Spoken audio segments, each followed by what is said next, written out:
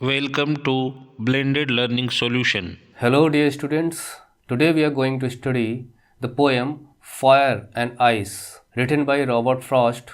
Robert Frost is a well known poet and a famous poet of the 20th century. 20वीं शताब्दी के ये बहुत ही प्रसिद्ध कवि थे. ये पोएम फायर एंड आइस 1920 में पब्लिश हुई थी और उसके बाद उनकी बुक न्यू हैम्पशायर में ये पोएम पब्लिश हुई थी 1923 में दोबारा. और उनकी बुक न्यू हैम्पशायर को पुलित्जर प्राइज़ भी मिला था.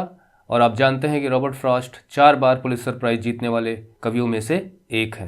And this is a very short 9 line poem but with A profound meaning. तो आगे बढ़ने से पहले हम इसे रिसाइट करते हैं. Some say the world will end in fire, some say in ice. From what I have tasted of desire, I hold with those who favour fire.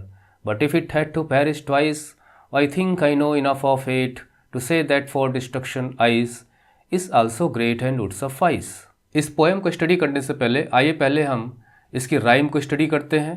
तो पहली लाइन में फायर ए और इसके राइमिंग वर्ड्स हैं desire A, fire A, ice B, twice B, ice B, suffice B. और third rhyming word है hate C, great C. तो rhyming scheme इसकी इस तरह से बनेगी A B A, A B A, A B C, A B C, और B C B, B C B. So this is the rhyming scheme of this poem. और इस poem की जो थीम है वो है how the world will and. ये दुनिया कैसे खत्म होगी, destruction of the life on earth. And the title of the poem indicates 2 extremes, fire and ice, and both having opposite characteristics. Means there is a dichotomy between fire and ice because fire gives warmth, heat, and ice feels cold. So दोनों की विशेषताएं एकदम अलग हैं. Fire हमें heat और light देती है, वार्मथ देती है, and it Burns. Ice feels cold, वो हमें ठंडक देती है, एंड इट फ्रीजेज. और रॉबर्ट फ्रॉस्ट इस पोएम के माध्यम से बताना चाहते हैं, अपना विचार भी रखते हैं और लोगों का भी विचार क्या है बताते हैं कि आग और बर्फ़ दोनों में क्षमता है कि वो कहर ढा सकें, पृथ्वी को बर्बाद कर सकें. Means both fire and ice are the harbingers of death of earth of the world. आज के संदर्भ में बात करें तो nuclear disaster can be the cause of the destruction of the life on earth through fire. और अगर climate change होती है, आइस एज आती है, the world will get destroyed by freezing. और ऐसा कहा जाता है कि रॉबर्ट फ्रॉस्ट की एक पोएम इंस्पायर्ड है दांते की जो कृति है इन्फर्नो, जिसमें उन्होंने, जिसे हम नर्क कहते हैं, हेल कहते हैं, उसको डिस्क्राइब किया है. मीन्स डिस्क्रिप्शन ऑफ हेल, जिसमें उन्होंने बताया है कि 9 प्रकार के अपराध होते हैं. 9 कॉन्सेंट्रिक सर्किल्स डिस्क्राइब किए हैं दांते ने इन्फर्नो में. और इस पोएम में भी 9 लाइन्स हैं. ये भी कहा जाता है कि अमेरिकन एस्ट्रोनॉमर हार्लो शेप्ली के साथ उनकी एक बार बात हुई थी, डिबेट हुई थी, और उसका टॉपिक यही था एंड ऑफ द वर्ल्ड. और वहाँ पर मिस्टर शेपली ने कहा था कि या तो the world will die due to the explosion of the sun और द अर्थ विल फ्रीज. तो इस प्रकार से थीम हमारा क्लियर हो गया कि पोएम डिस्क्राइब करती है how the world will and, जिसमें पोएट अपनी राय भी देता है और दुनिया क्या सोचती है उसके बारे में भी बातें करता है. लेकिन हम पोएम को और अच्छे ढंग से समझ पाएंगे अगर हम सबसे पहले ये देख लें कि इसमें सिम्बोलिज्म्स कौन कौन से यूज़ हुए हैं. And this is a strong symbolic poem using the symbols of fire and ice, and both represent the power of human emotions. Means मनुष्य की भावनाएं, उसकी संवेदनाएं, उसकी फीलिंग से रिलेटेड हैं ये दोनों सिंबल. तो इनका लिटरल मीनिंग तो यही हुआ कि फायर बर्न करती है, हीट देती है, लाइट देती है, और आइस फ्रीज करती है एंड फील्स कोल्ड. तो आइए देखते हैं कि यहाँ पे दोनों किन ह्यूमन इमोशंस को रिप्रेजेंट करते हैं. फायर है स्टैंड्स फॉर डिज़ायर, मनुष्य की इच्छाओं को रिप्रेजेंट करती है जो अनंत होती हैं, जैसे passions, greed, lust, rage. Here fire is a metaphor for strong human desire and impulses that guide people to action. और आदमी है तो डिज़ायर तो होंगी, इच्छाएं तो होंगी, तो इसमें कुछ भी बुरा नहीं है, ख़राब नहीं है. लेकिन जिस प्रकार से फायर अगर हमारे कंट्रोल में हो तो हमारे बहुत काम आती है, हम खाना बनाने में उसका प्रयोग करते हैं. It has many uses for human beings. लेकिन यही फायर आउट ऑफ कंट्रोल हो जाए तो इसका डैमेजिंग और डिस्ट्रॉइंग इफेक्ट देखने को मिलता है।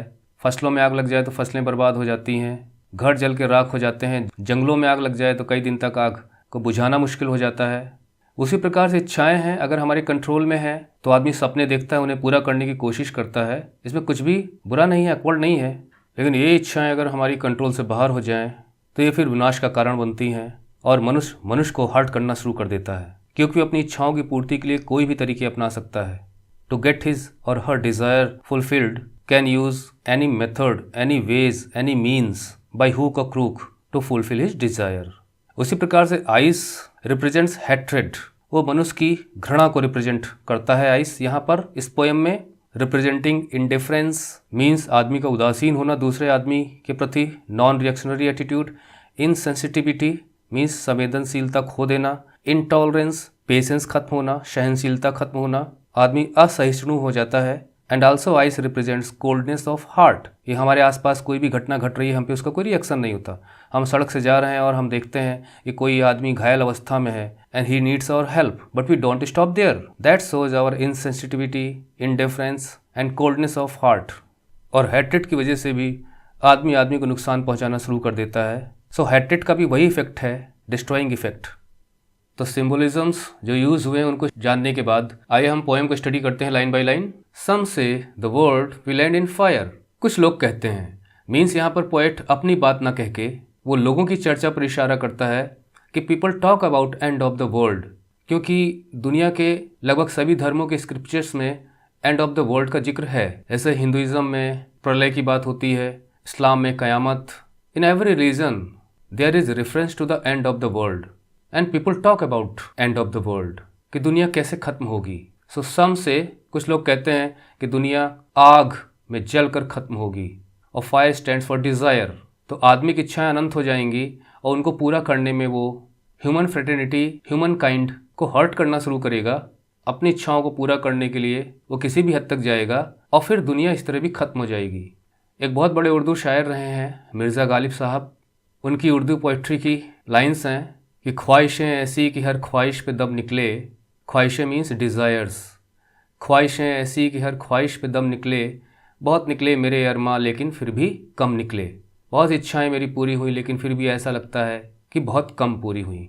इसी प्रकार से लखनऊ के बहुत बड़े शायर थे कृष्ण बिहारी नूर, उनकी लाइनें कुछ इस प्रकार से थी, बुझी ना प्यास तो ख़त्म अपनी ज़िंदगी कर ली, नदी ने जाके समंदर में खुदकुशी कर ली। यानी नदी में खुद पानी होता है लेकिन उसकी प्यास नहीं बुझी, और अंत में वो अपनी प्यास बुझाने के चक्कर में, मीन्स कि मनुष्य अपनी इच्छाओं की प्यास बुझाने के चक्कर में, जैसे नदी जाके समंदर में मिलती है और अपना अस्तित्व खो देती है, उसी प्रकार से मनुष्य भी एक दिन अपनी इच्छाओं की पूर्ति करते करते एक दिन इस दुनिया से चला जाता है। तो ये इफेक्ट होता है डिज़ायर का, क्योंकि फायर यहाँ पे डिज़ायर के लिए यूज़ हुई है। सम से इन आइस, अब कुछ लोग कहते हैं कि बर्फ़ में जमकर ख़त्म हो जाएगी ये दुनिया। आइस यहाँ पे हेडेड के लिए है क्योंकि हम सिम्बोलिज्म ऑलरेडी स्टडी कर चुके हैं। तो कुछ लोगों का कहना है सम से कि एक दिन ये दुनिया आपस में मनुष्यों की घृणा की वजह से भी खत्म हो जाएगी, क्योंकि the people will hurt other people and the world will end. From what I have tasted of desire I hold with those who favour fire. अब यहाँ पे पोएट अपनी बात कहता है, अपना विचार रखता है। From what I have tested means जैसे हम जीभ पर किसी चीज़ को रखते हैं तो उसका टेस्ट हमें मिल जाता है, खट्टा मीठा कड़वा चाहे जैसा हो। उसी प्रकार से पोएट कहता है कि मैं भी मनुष्य हूँ, आई एम अ मैन, और मेरी भी डिज़ायर्स हैं। तो डिज़ायर्स को मैंने भी टेस्ट किया है, उनके इफ़ेक्ट को मैंने भी जाना है, मैंने भी एक्सपीरियंस किया है कि उनका क्या असर होता है। If they are under control they are positive, if they are out of control then they release negative energy and have destructive effect.